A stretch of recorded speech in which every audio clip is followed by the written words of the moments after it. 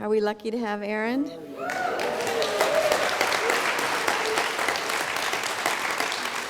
And just so you know, she wrote the opening song, and the next song you'll hear after the sermon, she also wrote that one for the topic today. So, yay, we are so blessed. Good morning.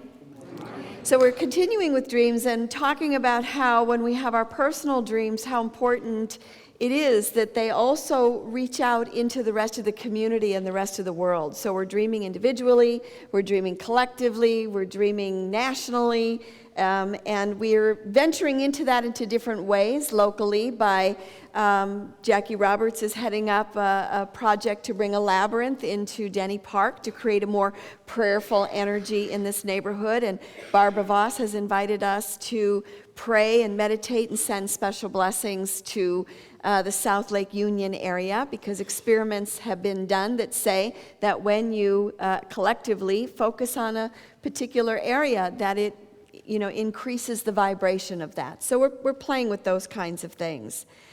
So we've had an interesting couple of weeks nationally.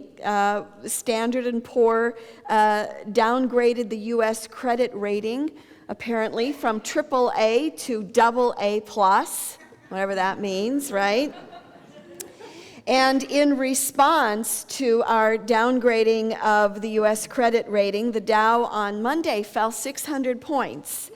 And by Friday, it had gained another 125 points. But it was, people were nervous and, like, what's going to happen to my pension or retirement or stocks or job or all this stuff. So there's this kind of upheaval that's going on right now.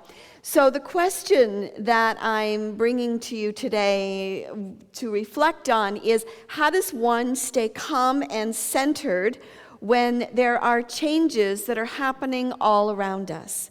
So the question is, how do we not only not contribute to the confusion and the fear and the alarm, but how do we contribute to the calmness and the centeredness and the peacefulness of the different experiences that happen in the world, particularly right now?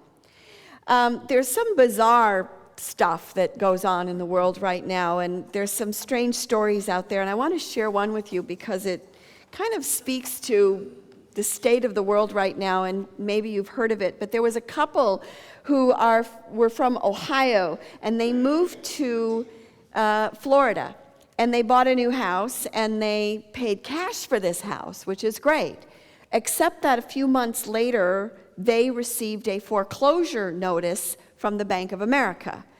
Now, they called the Bank of America, and they said, well, we don't have a mortgage, we paid cash, and they're like, too bad, we're foreclosing on your house. How many of you heard this story? A few, yeah. So, anyway, they took Bank of America to court, and the judge said, yes, indeed, you did pay your mortgage off. You had no mortgage, in essence, and so, there is no foreclosure, and Bank of America owes you the court costs and fees, which are about $3,000, so, okay. Well, Bank of America never paid the $3,000 to this couple, and so they're waiting, and they're calling, and nothing's happened. They're sending letters, nothing. So they're like, okay, well, we should get an attorney, and we should pursue this. Well, they asked 25 attorneys to represent them, and nobody would touch it because it was, Bank of America. And they finally found this one attorney to take the case on, and he'd only been in practice for 8 months. And he's like, sure, I can take on Bank of America. I can get your money for you. So he was quite ingenious, actually. He thought, well, let's see. They're in arrears. They're not paying their debt. I know. Why don't we foreclose on the bank?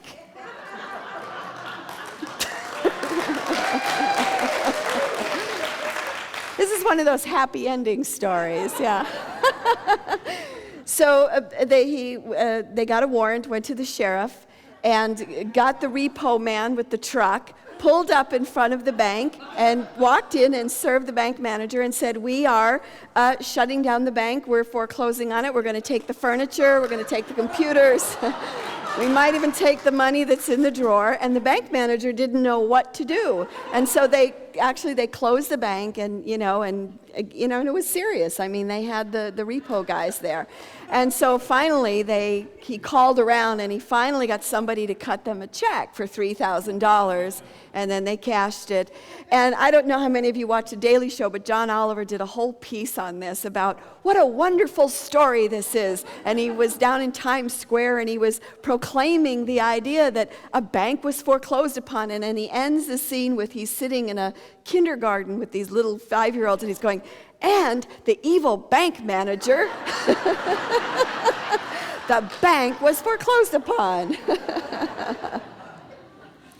And these kind of stories are sort of symptomatic of what's kind of going on in our world today. It's like, what? This doesn't make any sense. And there's the Dow is going up and down, and where credit rating has been reduced, and perhaps you're watching your pension go down. And again, it comes down to the idea of, so what do we do with that? Because we have to be responsible, we have to live in the world, and we have to be informed, but at the same time, we don't need to give into hysteria and feed that kind of energy and feed that fear.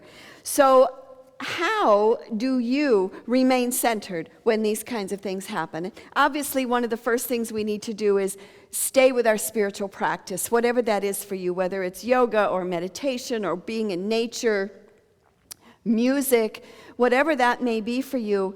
It's very important that we keep our spiritual practice going so that we can remain centered and sort of breathe through these experiences.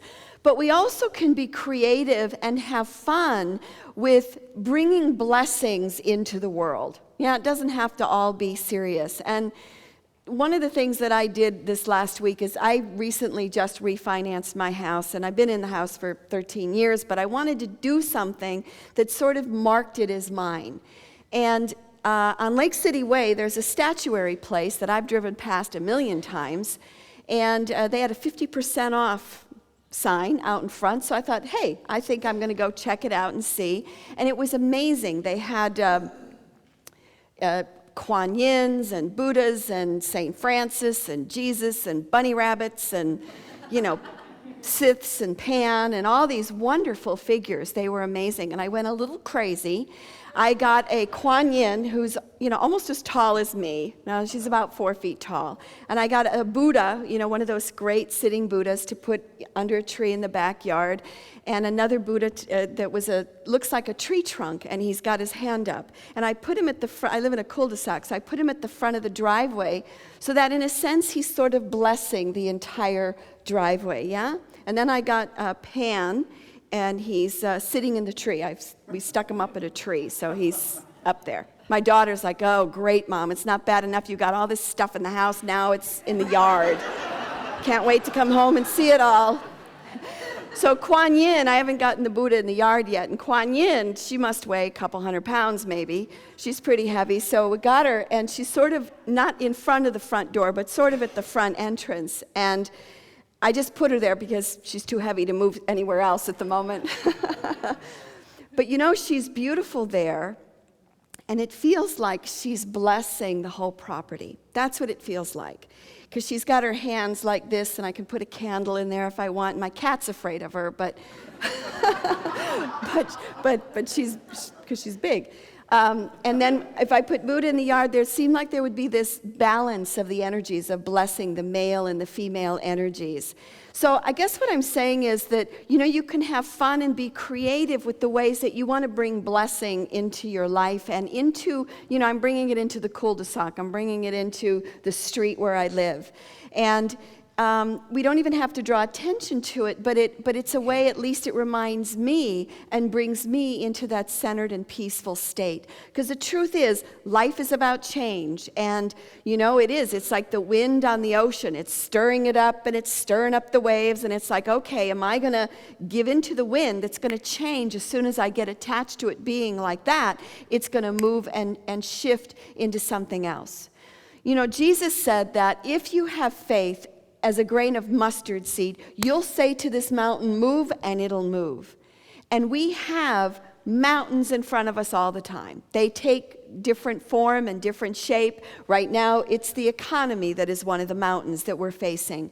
Perhaps for you, it's a job loss or a relationship loss or the death of a loved one or an illness. But there is always a mountain that is in front of us. And when Jesus said, if you have faith, you can say to this mountain, move, and it'll move, he's asking the question of where are we putting our faith? Are we putting our faith in the outer appearance of what's happening and the fear, or are we putting our faith in God, and are we putting our faith in what we affirm here every Sunday, which is there's only one presence and one power in the universe, God, the good omnipotence.